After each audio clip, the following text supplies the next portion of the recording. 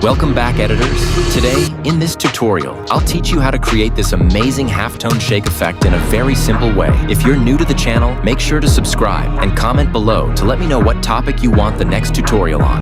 いや、実はまだだったな。トポトン。